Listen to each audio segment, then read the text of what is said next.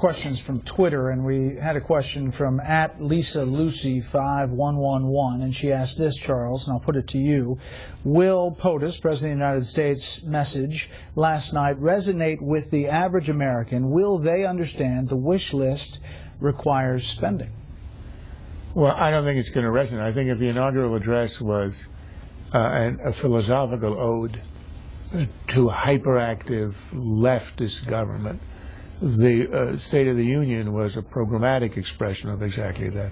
I mean, is there a human or social problem that the State of the Union address did not say could be cured with a program run out of Washington? I mean, this was you say it was a poverty of ideas. I think it was a throwback to mid-20th century liberalism. This is a pre-Clintonian tax and spend. We have a program for every human ill, and the reason it won't increase the deficit is because we will tax accordingly.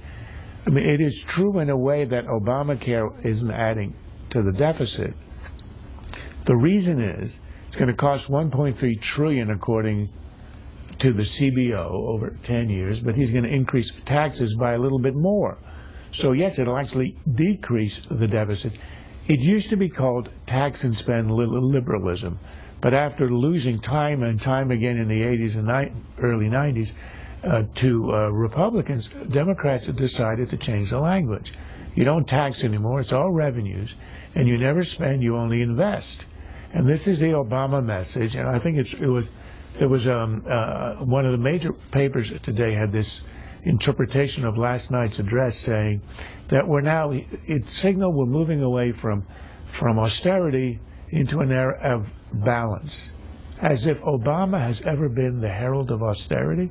As we saw in the ad, he's run up our deficits by almost $6 trillion, the largest in American history.